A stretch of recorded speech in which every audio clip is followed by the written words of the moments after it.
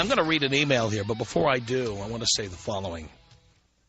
It is my belief, my wholehearted belief, that anybody under the age of 25 who has a baby is a loser, especially guys. But really, it's everybody. You're a loser. There is no reason to have a baby before age 25, and it is not recommended. There is no rush to do it either.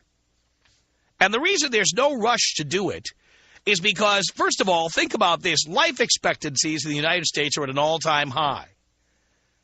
You do not need to have a baby at 21, 19. And what it says to me when you go out and let your girlfriend or your current squeeze or, God forbid, your wife, because you shouldn't be married before 25 either, when you let that person talk you into having a baby and you do it, what you are saying is the following. I am never going to amount to anything. I am never going to have a good career. The way I am today, this is as good as I'm ever going to get. Ever. That's it. You're a loser.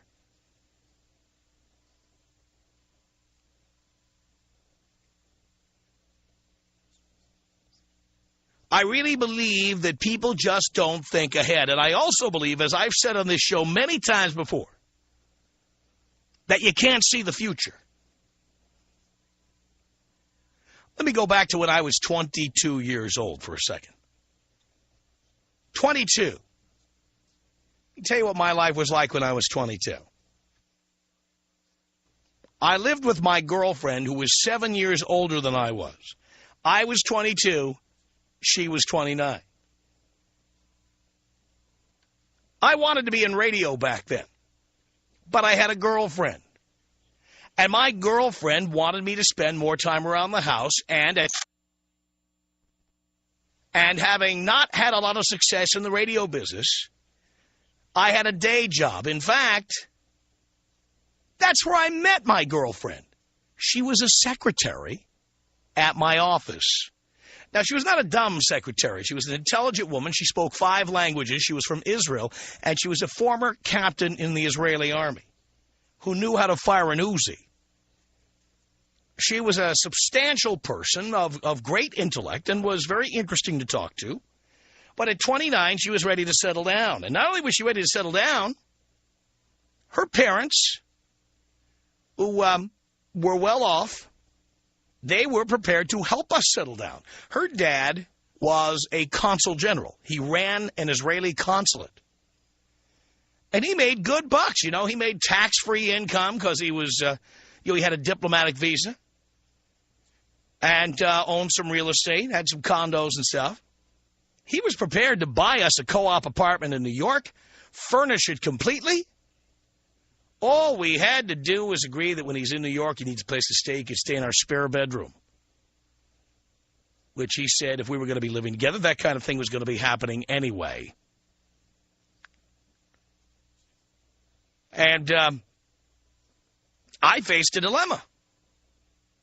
Because if I took her up on that offer from her father, and I moved into the co-op apartment, we were going to have all kinds of expenses that I hadn't had before. You know, pretty much I had a Section 8 apartment when I was 22. My rent was $287 a month, including utilities. You can imagine this. Section 8, folks. Federally subsidized apartment. If I moved to a condo, I was going to have maintenance on that condo or co-op. I was going to have property taxes, insurance, and all the other expenses that go with living in a co-op or a condominium. And that would mean essentially that I would be sunk deeper and deeper into having to go to work every day, having to make more money, instead of worrying about how I was going to get my career on track. And I would have ended up being, you know, at best, vice president of the little teeny tiny interior design firm I worked for because I was not able at that time to get the radio job I wanted. It was a time in my life where I was making $400 a week, and I was lucky to get it. I really felt good about it. I'm saying, hey, I'm 22, and I'm making $21,000 a year. It's pretty good for 22. I used to say the same thing all these guys would call in and say. So here I was. I'm living with my secretary, who's 7 years older than I am. She has a college degree. I don't. I have been bouncing around the fringes of radio for 6 years, writing comedy bits for people, playing characters on other people's radio shows, filling in, doing overnights, doing weekends, working at 2 different stations under 2 different names at one point in time, just so I could stay afloat. And finally, I needed to take a day job because financially it wasn't working. At 22, I really had doubts about whether I would ever become anything in the radio business. I had doubts. And I was this close to saying, you know what, let's take this offer. My God, it's a co-op apartment. Let's go.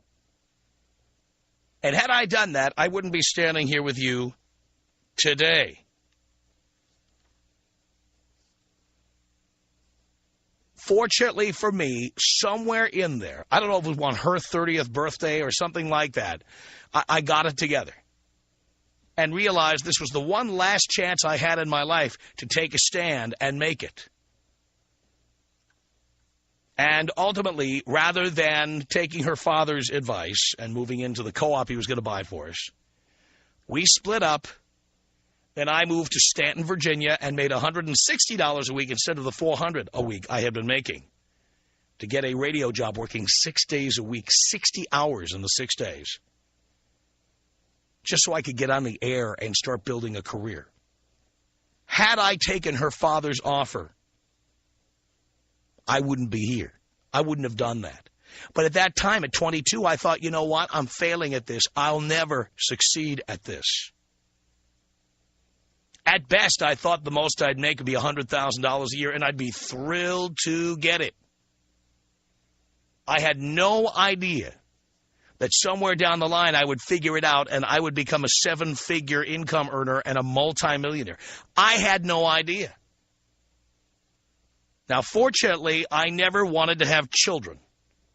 And so when I was 22, 23, 24, I didn't date women who had doubts about that. Because had I done something like that, or had I screwed up and done it by accident, I also wouldn't be standing here today. Would not. You say I would be, but I'm telling you I wouldn't. And that brings me to the email I'm going to read to you now. From a listener named Jim. By the way, it's a 4-line email. It's very simple. Here it is. Jim writes in and says, I am 21. And my girlfriend tells me that she is on birth control. But she is always talking about how she would love to have a baby with me. She always talks about this vision she has about us being married with kids. She talks about what it will be like if we get married. What should I do? Because I really like her, but I don't want what she wants. Thanks, Jim. Jim, I feel your pain. I understand this situation. I've been in your shoes. And you might not like what I have to say about this, but Jim, I don't care if she says she's on birth control today. These situations generally come to no good. What ends up happening in many of these situations is this. She'll keep telling you what she wants. You'll keep trying to avoid the subject. And ultimately one day she will forget, in quotes. She will forget to take her pill. She'll forget. Conveniently. And because she's telling you she's on birth control, she has you convinced right now not to use a condom. I know that because most guys have no idea if their girl's on birth control if they're using a condom. If you know she's on birth control, that means she told you that. And she told you that so you would not use a condom, or so you'd feel comfortable not using a condom. That is where she wants to get you, to lull you into this false sense of security so you will have sex without a condom. And who knows, maybe she will legitimately forget to take the pill one day. I mean, every woman out there that I've ever known forgets once in a while. Then has to take 2 the next day or whatever.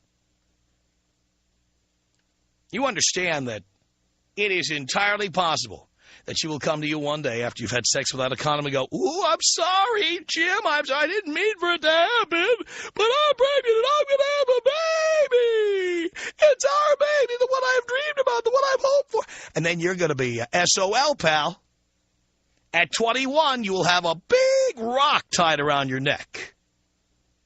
You'll have a big anchor tied around your neck, and anything you try to do will be dictated by the needs of this baby that you don't want. The way I see this, when a woman starts telling you how much she wants to have a baby when you're 21 years old, it's time to go. That day. No waiting. Get out today. Start packing. Hopefully you're not living with her, for God's sake. And this is why I tell you boys not to live with your girlfriend, not to have a girlfriend if you can avoid it.